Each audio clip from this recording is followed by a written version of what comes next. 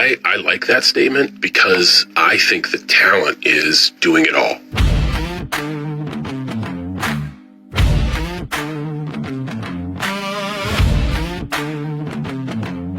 John Cena, born April 23, 1977, in West Newbury, Massachusetts. Professional wrestler for 24 years. Record 17-time WWE World Champion. A man built like a weapon, trained since childhood, groomed by the wrestling industry to be unstoppable within the ropes. Then came the Marine in 2006, then 12 rounds, then legendary. A decade of action films where he was competent, functional, exactly what the script asked for and nothing more. But somewhere between those early roles and now, without announcement or declaration, Cena stopped being the man wrestling built him to be. He appeared in a comedy alongside Amy Schumer. He played a drug dealer in a crude ensemble film. He voiced an anti-hero in a superhero ensemble. And then he landed a lead in a prestige television series where he was required to sit quietly with his own shame. The industry treated this as novelty. Critics treated it as surprise. The audience treated it as a revelation. But it was none of those things. It was simply a performer, finally letting the world see what he had always known about himself. John Cena spent nearly 15 years being dismissed as a meathead action star, a body with limited range, hired for his physical presence and ability to execute fight choreography. Then, he quietly proved he could do dramatic acting, comedy, and character work at a level that outperformed actors who trained for those skills their entire lives. This is not an underdog story. This is a story about a man who was so obviously more than what his career allowed him to be that it raises one essential question. Why did it take Hollywood so long to actually look at him? He started lifting weights at 12 years old because other children bullied him. At Springfield College in Massachusetts, he played Division III football. But football was not his destination. It was bodybuilding that called him first. In 1999, at 22 years old, he placed second in the National Physique Committee New England Championships and realized that standing on a stage flexing muscles would never be enough. He needed storytelling. He needed an audience that demanded he react, that required him to fail, that gave him permission to grow. He moved to California in 1998 and trained under the legendary Dory Funk Jr. at a small wrestling school in Ocala, Florida. He trained alongside future stars like Chris Hero and CM Punk. But what separated Cena from his peers was not flash. It was discipline. It was note-taking during every drill. It was asking questions no one else thought to ask. When he made his first professional wrestling match in March 2000, he lost to Billy Kidman in 12 minutes. He would lose many more times before the world knew his name. But he was learning how to listen to a crowd, how to perform within constraints, and how to improve incrementally. This foundation would matter, though no one understood how much. Not yet. The Marine follows John Triton, a U.S. Marine freshly discharged from active duty, who returns home to his wife and attempts to reintegrate into civilian life. The narrative is built entirely around one question. Can this soldier protect his family using the skills that made him effective in combat? There is no psychological depth here. There is no moral ambiguity.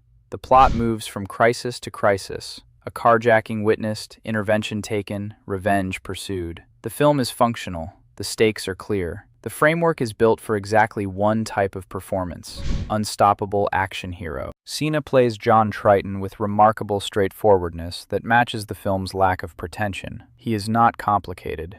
He is not introspective. He is a man trained to respond to threats with decisive action, and the film asks him to do exactly that. What makes this performance worthy of examination is what Cena understands about constraint. He doesn't try to elevate the material. He doesn't reach for depth or nuance that the script doesn't provide. He grounds Triton in a kind of working-class competence. Physically, Cena commits completely. He moves like a weapon. He fights with the kind of brutal efficiency that makes sense for a character whose entire identity is wrapped up in utility. Consider the scene where Triton must speak to his wife. There is affection here, genuine affection beneath the action hero exterior. Cena's dialogue is direct and functional. He speaks in short sentences. He doesn't waste words on exposition or emotional processing. When violence erupts, his response is immediate and proportionate. He understands that Triton doesn't need to be complex to be functional, and he never overemphasizes his core traits. This is not a bad performance. It is a performance that knows exactly what the film needs and delivers it without question. The Marine is important primarily as a baseline, proof that Cena can play what people expect him to play. A serviceable lead in a serviceable action film. That's enough. Legendary tells a smaller story than The Marine. The film centers on Cal Chetley, a quiet high school student who joins the wrestling team while dealing with the emotional aftermath of his family falling apart. His older brother Mike, played by Cena, has been in prison for years after a violent incident tied to their father's death. When Mike returns home, the narrative shifts into something more familiar but more fragile than action sequences. There is no criminal syndicate. There is no cross-country chase. There is only family tension, guilt, and a wrestling season acting as the framework for reconciliation. What's crucial about Cena's performance in Legendary is how completely he shifts his approach. Physically, he still looks like a tank, but the performance is deliberately more stoic, more measured. Mike carries the posture of someone who knows he messed up and doesn't have the language to explain it. Cena keeps his dialogue simple and low-key, speaking in short, careful sentences like someone constantly measuring what he says. The film leans on his physical presence as credibility. This is clearly the older brother who could protect you in a fight. But the genius of Cena's performance is that he spends most of the runtime trying not to be that guy anymore. There's one scene near the midpoint where Cal asks Mike directly about what happened in prison, about why he's been gone so long. Cena's response is barely a response. His face registers the weight of the question, his voice becomes smaller, and then he redirects the conversation to Cal's wrestling season, to mentorship, to anything except the thing that actually matters. He's patient with Cal without being sentimental. He's encouraging without being pushy. The mentorship angle becomes the emotional backbone of the movie, and Cena doesn't try to oversell it. He plays Mike at exactly the level the character requires, a big brother just trying to make up for lost time. The seriousness in his delivery feels grounded. It gives the film a bit more sincerity than you might expect from a sports drama. This is the moment Cena begins to understand something essential. Presence doesn't require vulnerability, but vulnerability within presence makes presence matter. The Suicide Squad reframes the DC Comics team as a darkly comedic ensemble, where expendable anti-heroes are forced to work together on an impossible mission. Written and directed by James Gunn, the film moves with anarchic energy. It kills characters you didn't expect to die. It finds comedy in violence. It makes you genuinely uncomfortable in a way that most blockbuster films never attempt. And into this chaos, John Cena arrives as Peacemaker, a delusional patriot who wears a helmet that looks like a bald eagle and genuinely believes he is a hero. On the page, Peacemaker is a supporting role. He's comic relief. He's the character designed to absorb punishment and deliver absurdist humor. Cena plays him by doing something extraordinary. He commits entirely to the delusion. He doesn't wink at the camera. He doesn't acknowledge the ridiculousness of his costume or his philosophy. He plays Peacemaker as a man who is completely sincere about his completely insane worldview. The character murders civilians and feels justified. He uses language like peace through superior firepower without irony. And Cena delivers every line with the earnestness of a man who believes he is absolutely right. There is a specific scene where Peacemaker explains his philosophy to the team.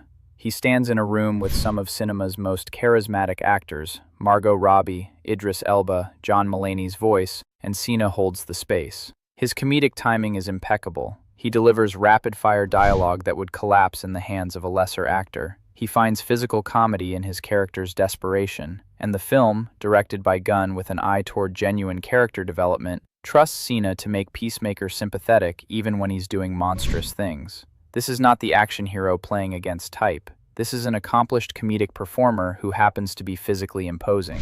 The performance is so confident, so precise, that it immediately spawned a television series, Peacemaker, where Cena became the undeniable lead, not the supporting player, the lead. And in that series, he carries episodes that are genuinely dramatic, moments where Peacemaker confronts his own emptiness and his own need for validation. These are moments that require quiet acting, subtle work, the kind of craft that takes years to develop. The wrestling industry created John Cena as a brand. He was the champ that runs the camp. He was the face of WWE for over a decade. He was the embodiment of never give up, a mantra designed for children's merchandise and television storytelling. This branding was extraordinarily successful. It also completely calcified how the film industry saw him. Directors and casting directors looked at Cena and saw a wrestler trying to act, not an actor who had trained relentlessly for more than a decade. The films he was cast in, The Marine, 12 Rounds, similar action vehicles, required zero range. They asked him to do exactly what WWE had prepared him to do: look imposing, execute choreography, deliver lines without affecting them with too much emotion.